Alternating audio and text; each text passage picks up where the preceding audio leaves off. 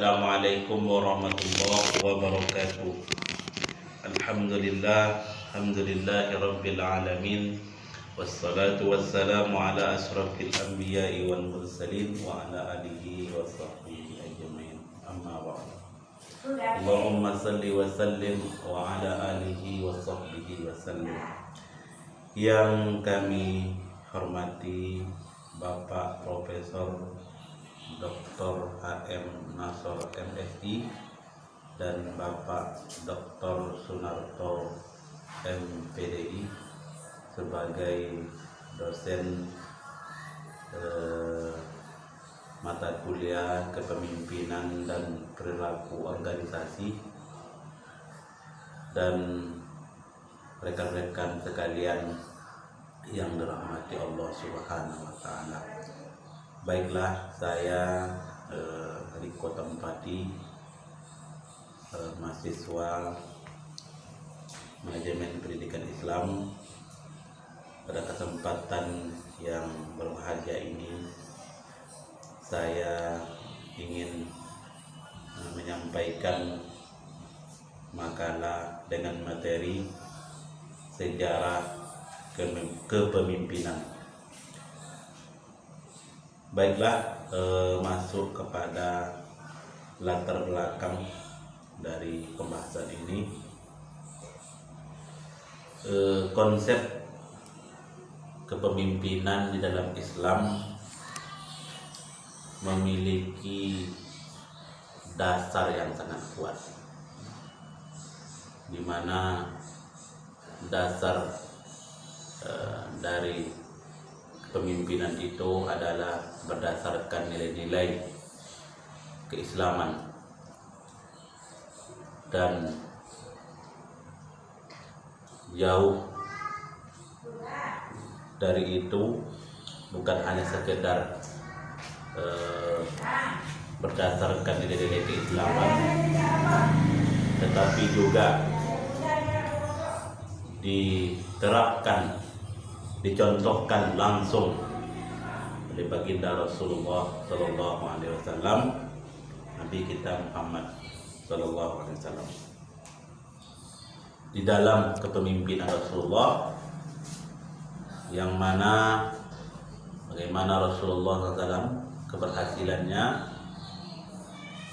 di dalam membangun ketatanegaraan negara, membangun masyarakat Kota Madinah dengan kepemimpinan yang terkenal, jadi contoh teladan bagi kita sampai pada hari ini. Dan itulah yang selalu diwariskan oleh Rasulullah sampai periode berikutnya, sampai pada masa Khulafaur Rasyidin, kemudian kepemimpinan khilafah setelah itu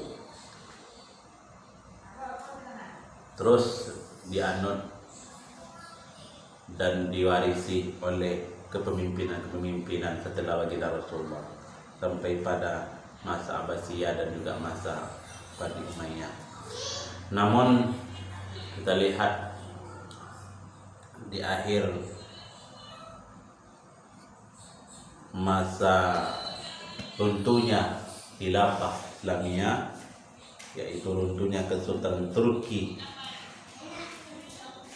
kemudian pada tahun 1924, yang mana kepemimpinan umat Islam menganut sistem khilafah, kemudian diganti dengan sistem sekuler, dan itu sampai pada hari ini sangat memberikan dampak besar bagi umat Islam, kepemimpinan umat Islam, yang mana sebelumnya umat Islam menganut sistem pemerintahan secara struktural dan konstitusional berubah menjadi paham radikal, dan inilah yang kita lihat yang menjadi problematika kita pada hari ini. Kepemimpinan itu sudah menjadi perebutan kekuasaan belaka hanya mementingkan kepentingan kelompok pribadi. Inilah yang terjadi. Kita lihat sepanjang perjalanan sejarah kepemimpinan di dalam Islam. Kemudian kita masuk kepada materi kita, yaitu yang pertama adalah bentuk kepemimpinan negara menurut Islam. Islam memandang negara adalah sebuah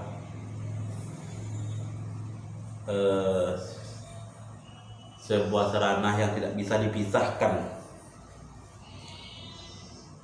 di dalam perjalanan kehidupan manusia. Oleh sebab itu, Islam memandang kepemimpinan sebuah negara itu tidak bisa dipisahkan dari syariat Islam. Tentunya di awal sejarah kepemimpinan Islam ini adalah menganut kepemimpinan sistem khilafah, yang pada hakikatnya sistem khilafah itu sendiri adalah bukan berarti merubah undang-undang ataupun sistem negara yang dianut pada masa itu, tetapi ketika nilai-nilai Islam itu diterapkan di sebuah sistem negara itu sudah berarti sudah menganut sistem khilafah. Inilah pandangan bentuk kepemimpinan menurut Islam. Kemudian kita lihat pula bagaimana sejarah kepemimpinan yang ada di dalam peradaban Islam ini. Tentunya kita melihat, yang pertama adalah melihat model kepemimpinan baginda Rasulullah sallallahu alaihi wasallam.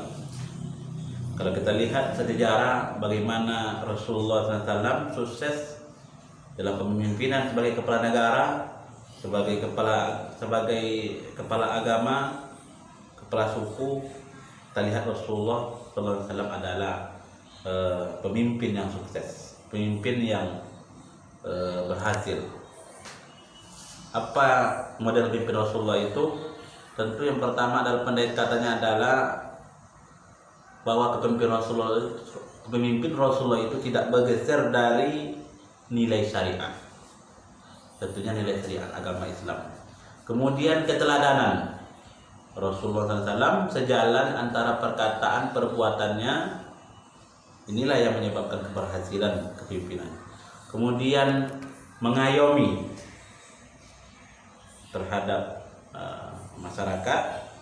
Kemudian Rasulullah menganut paham musyawarah, sistem musyawarah, dan memberikan tugas, memberikan kepercayaan kepada sahabatnya, pada umat Islam ketika itu. Kemudian kepemimpinan Rasulullah SAW menganut yaitu berkeadilan. Inilah yang membuat sistem kepemimpinan Rasulullah adalah kepemimpinan yang bisa kita jadi teladan.